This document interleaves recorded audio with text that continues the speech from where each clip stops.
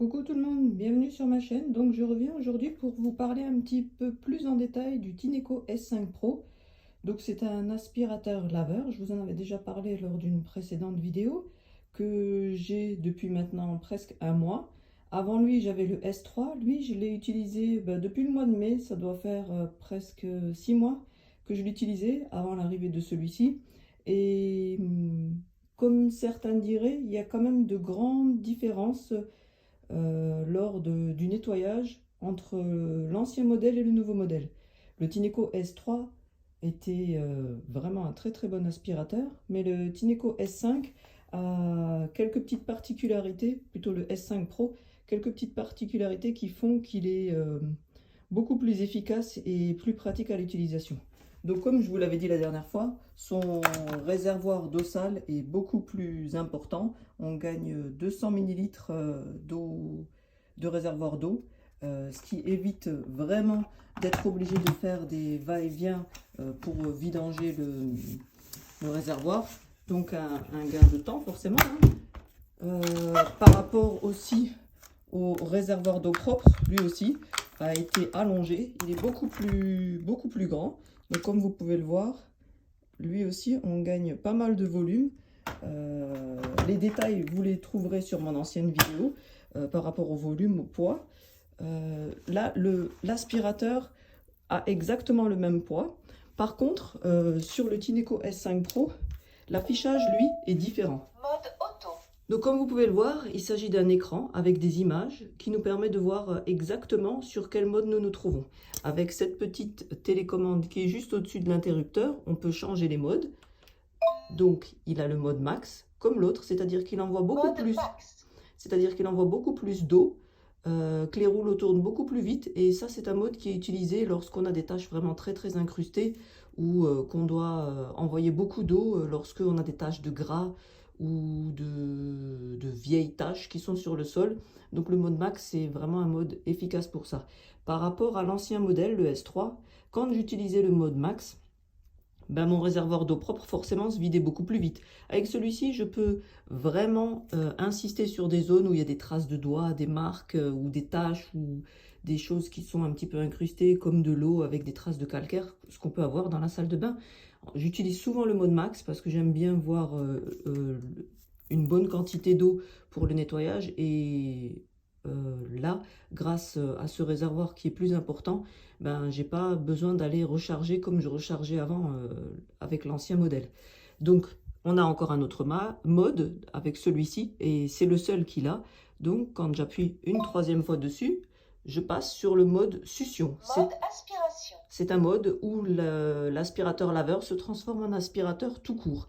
Donc là, dans ce cas-là, il va se mettre à aspirer. Les rouleaux tournent toujours à l'avant. Le petit rouleau ici, les rouleaux l'avant, tournent tout le temps. L'aspiration se fait par en dessous, mais par contre, les injecteurs d'eau qui sont ici n'injectent plus d'eau sur le rouleau. Ce mode est surtout utilisé lorsque on a, par exemple ici j'ai mis du sucre au sol, donc ça permet de ramasser les gros morceaux sans qu'ils soient après mouillés au sol, et ce qui fait qu'après les taches ou les saletés va s'étaler sur le sol.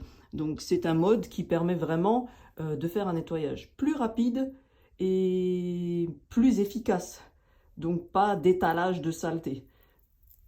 Voilà. Ici, je vous montre encore la grande différence de l'aspirateur. Pendant que le capot, je l'ai enlevé, c'est ça. Donc par rapport au S3, vous pouvez voir ici sur le côté droit de l'aspirateur, là où il y a marqué la marque Tineco, c'est qu'on n'a plus ce petit espace plastifié. À l'époque, sur le S3, on avait la même chose ici et là. Bon, côté droit, il était un petit peu plus fin, mais ça faisait quand même à peu près toute cette taille-là lorsqu'on passait l'aspirateur nettoyant, où il y avait le rouleau qui ne passait pas. C'était une zone où vraiment, il n'y avait pas du tout d'eau et il n'y avait pas du tout d'aspiration. Par contre, avec celui-ci, on est vraiment à ras du sol. On pourrait penser que cette petite pièce ici en plastique, qui est un joint un petit peu plastifié comme ça, qui permet de protéger le rouleau lavant, va nous gêner et nous empêcher de nettoyer vraiment à ras du mur. Mais là, je vais vous faire une petite démonstration et vous verrez que cette petite pièce sert surtout de protection pour le rouleau, pour éviter de cogner sur les plinthes l'aspirateur, mais qu'elle n'empêche en rien le nettoyage des murs. Donc là, je vais remettre le capot en place. Voilà, ça y est, c'est fait. L'aspirateur, lui, est en mode succion. Je vais vous faire une démonstration en mode succion et en mode lavage. Donc là, j'y vais. Je me mets à ras du mur. Je vais me zoomer un petit peu. Donc là, j'ai mis du sucre brun, histoire que vous puissiez voir. Donc sur un passage, hein, je suis à ras du mur.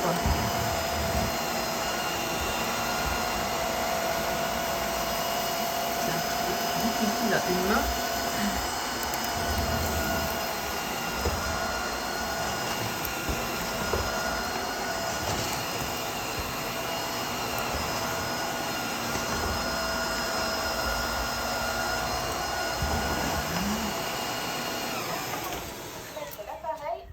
Je vous montre le résultat. Donc, ras du mur, le sucre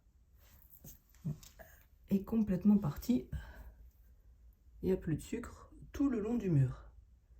Il en reste peut-être un petit peu là sur les côtés. Oui, effectivement, il en reste un petit peu plus loin. Mais bon, là, il aurait fallu que je déplace l'aspirateur. Mais ce que je voulais surtout vous montrer, c'était vous faire une bande par rapport à la taille de l'aspirateur et de vous montrer vraiment qu'au niveau du sol, sur le mur, il ne reste plus rien du tout. Vous voyez, il n'y a pas de sucre du tout sur les mains. Tout le sucre a été aspiré. Et j'ai fait même pas 10 secondes d'aspiration. Je vais vous faire la même chose ce coup-ci en mettant du sucre au sol de nouveau. Et là, on va passer en mode lavage. Donc je remets de nouveau du sucre brun. C'est un petit peu de gaspillage de sucre, mais bon, histoire que vous compreniez bien la différence. Là, j'allume de nouveau l'aspirateur. Mode auto. Là, il se met automatiquement en mode auto. C'est le mode par défaut. Donc là, il va envoyer de l'eau et aspirer en même temps. On y va.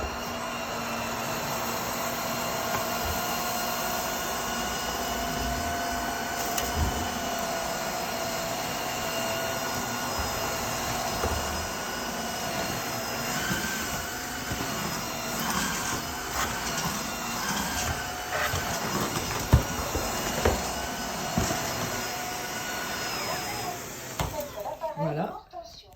Et là, vous pouvez voir que de nouveau, tout a été aspiré. Tout. Il ne reste plus du tout de sucre. J'ai essayé de venir de l'autre côté pour vous montrer. Et vous voyez, le sol est mouillé jusqu'à ras du mur. Donc on a vraiment le robot, l'aspirateur plutôt, qui est passé vraiment à ras du mur. Hein. Tout a été nettoyé. Plus de sucre du tout. Et vraiment les plaintes, comme si on venait de passer la serpillière, elles ont été nettoyées d'un bout à l'autre. Et pareil, quelques secondes de passage, hein, j'ai fait 2 allers-retours. Le sucre, comme les plaintes, tout a été nettoyé. Donc ce qui fait que j'ai changé de modèle, ça a vraiment été le fait que je puisse nettoyer à ras des murs et passer en mode aspirateur lorsque vraiment j'avais des soucis de gros dégâts. Là, c'est un aspirateur vraiment très efficace. Le S3 reste un très bon aspirateur, mais celui-ci simplifie vraiment la vie. Petite information, on m'avait posé des questions concernant ce nouvel aspirateur pour l'aspiration des tapis. Là, l'aspirateur n'est pas vraiment prévu pour aspirer des tapis, c'est plus un aspirateur pour les sols durs. Donc si c'est un tapis style tapis shaggy à poils longs, ça ne marchera pas parce que les poils du tapis vont s'enrouler sur les rouleaux de l'aspirateur et ça va ou tout arracher ou faire bugger l'aspirateur. Donc je vous le déconseille. Par contre, si vous avez de la moquette, vraiment moquette ras de sol comme ça, vraiment plate, ou des types paillassons, là, il n'y a pas de souci. Il pourra, en mode aspiration, mode succion, les nettoyer sans aucun souci. Petite information supplémentaire concernant le Tineco S5 qui peut avoir son importance pour les gens qui souhaitent réaliser le ménage exclusivement avec ce nettoyeur aspirateur. Il a un souci qui peut être gênant lorsque on l'utilise pour le ménage, c'est l'amplitude de l'aspirateur. Comme vous pouvez le voir, il descend, mais là c'est le maximum.